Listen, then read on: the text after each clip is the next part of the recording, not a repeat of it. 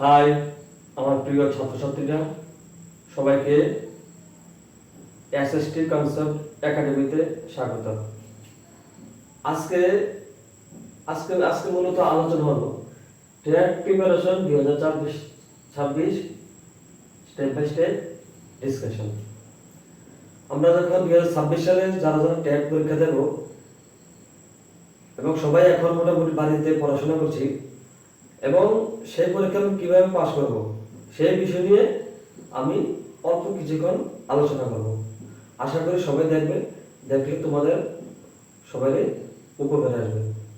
আমরা দেখো, যখন একটা পরীক্ষাতে আমরা বসতে যাই তখন আমরা অনেক অনেক পড়াশোনা করি, কিন্তু এই পড়াশোনা যখন আমরা করি তখন অনেকে অনেক ধরনের অনেকভাবে করে, কিন্তু একজনের পড়ার ধরন এক এক রকম। কিন্তু আমরা যখন ভালোভাবে পড়বো তখন আমরা সেখানে ভালো একটা রেজাল্ট করতে পারবো, আর যারা আমরা ভালো করে পড়তে পারবো না সেখানে আমরা ভালো রেজাল্ট করতে পারবো না। ঠিক আছে? কিন্তু আমরা ট্যাগের বেলা দেখি অনেকে অনেক পড়ে, কিন্তু পরীক্ষার সময় গেলে তারা ভালো রেজাল্ট করতে পারে না, কারণ সে সিলেবাস অনুযায়ী পড়ে না। সিলেবাসটা কি? আমার কাছে একটা সিলেবাস থাকে, যখন ওই সিলেবাসটা অনুযায়ী যখন আমি পড়বো তখন আমরা অবশ্যই আমরা ট্যাটে ভালো রেজাল্ট করতে পারবো। অযথা অন্য টপিক পড়ে আমাদের কোনো লাভ নেই। আমরা যখন বাড়িতে যখন প্রিপারেশন নেবো তখন আমার পড়ার টেবিলের মধ্যে আমার যে ওই সিলেবাসটা সেটা সেখানে রাখবো এবং পুরো টপিক অনুযায়ী এক একটা টপিক আমরা ধরবো, এক একটা টপিক পড়বো। তখন আমরা এই এত বড় সিলেবাসটা আস্তে আস্তে করতে করতে আমরা সেখানে একটা সময় এটা শেষ করতে পারবো এবং ভালো রেজাল্টও করতে পারবো। তাই সবাইকে বলছি, আমরা যখন পড়বো তখন সিলেবাসটা নিয়েই পড়বো। অযথা বেশি বেশি পড়ে কোনো লাভ নেই।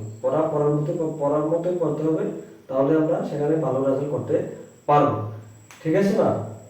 যেমন আমরা যদি ইতিহাসের বেলা দেখি, সেখানে গান্ধী আছে, গান্ধী যুগ আছে, নেতাজি যুগ আছে। গান্ধীজি থেকে প্রত্যেক বছরে আমাদের ইতিহাসে কোনো না কোনো ট্যাটে কোনো না কোনো কোশ্চেন আছে, এবং নেতাজি থেকেও সেখানে কোনো না কোনো কোশ্চেন প্রত্যেক বছরই আসে। আমরা যদি এটা পড়তে গিয়ে যদি আমরা জওয়াহরলাল নেহরু থেকে শুরু করে একবার ইতিহাসে অনেক কিছু পড়ি, সেখান থেকে পরে অযথা সময় নষ্ট করে কোনো লাভ হবে না, কারণ ওইগুলো আমার সিলেবাসের মধ্যে নেই। শুধু মেন ফোকাস হবে আমার সিলেবাসের উপর, এবং সেই সিলেবাসটা আমার কি বলেছে সেই সিলেবাসটা থেকে আমরা পড়তে যাব। সুতরাং ওই দিকে আমরা নজর দিয়ে পড়বো, অবশ্যই আমরা টেটে ভালো রেজাল্ট করতে পারবো। অযথা কোনো লাভ হবে না। এভাবে আমরা যদি পড়ি তাহলে আমরা ভালো রেজাল্ট করতেই পারবো। আবার অনেকে বলে পরীক্ষা আসুক, পরীক্ষা আসলে পড়বো, অনেক সময় আছে আমার কাছে, আরো 1 বছর আছে, 6 মাস আছে। তাই এইভাবে বললে হবে না, কারণ টেটের বেলা অনেক পড়তে হয়। আস্তে আস্তে করতে করতে একটা সময় আছে, আমাদের সিলেবাস অনেক বড়। এই 1 বছর 2 বছর ধরে আমরা যদি পড়ি, তখন আমরা পুঙ্খানুপুঙ্খভাবে যখন আমরা এটাকে প্রিপারেশন নেব তখন আমরা এটা ভালোভাবে বুঝতে পারবো, এবং সেখান থেকে যে কোনো কোশ্চেন যেখান থেকে আসুক আমরা সেটাকে আনসার করতে পারবো। এইভাবে আমরা পড়তে হবে। 1 মাস 2 মাস পরে কোনো লাভ হবে না, ভালোভাবে পড়তে হবে, সিলেবাস অনুযায়ী পড়তে হবে। পড়লে আমরা অবশ্যই সেখানে ভালো রেজাল্ট করতে পারবো এবং টেটে আমরা পাস করতে পারবো। এই বলে আজকে এই ছোট আলোচনা শেষ করব। তবে সবাইকে বলবো যে আমার একটি ইউটিউব চ্যানেল আছে, সেটার নাম হলো এসএসটি কনসেপ্ট একাডেমি। এই একাডেমিতে আমি প্রত্যেক দিনে প্রায় নিয়মিতভাবে ক্লাস করব এবং দেব, আপলোড করব। তোমরা সবাই অবশ্যই দেখলে তোমাদেরই ভালো হবে। তোমাদের টেট প্রিপারেশনের সময় তোমাদের অনেকটাই উপকারে আসবে।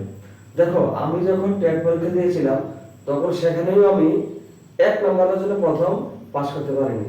যারা 1 নম্বর লাগে পাস করতে পারে না তাদের অনেকটাই খারাপ লাগে। তবে আমি সেই দুঃখ ভুলে গিয়ে দ্বিতীয়বার যখন পরীক্ষায় বসি তখন আমি টেট এবং টেট দুটোটাই পাস করেছি এবং সফলভাবে পাস করেছি। এভাবে আমি সিলেবাস নিয়ে পড়েছি। এই সিলেবাস নিয়ে যদি আমরা পড়তে পারি আমরা অবশ্যই পাস করব। ঠিক আছে না? এইভাবে আমরা পড়ব। তবে আমার এই চ্যানেলে তোমরা সবাই নজর রাখবে। আমি প্রত্যেক দিনই প্রায় ক্লাস দেব, তোমরা অবশ্যই দেখবে তোমাদের ভালো লাগবে। ঠিক আছে, থ্যাংক ইউ সবাইকে। আমার এই ইউটিউব চ্যানেলটা নতুন, সবাই তোমরা অবশ্যই দেখবে।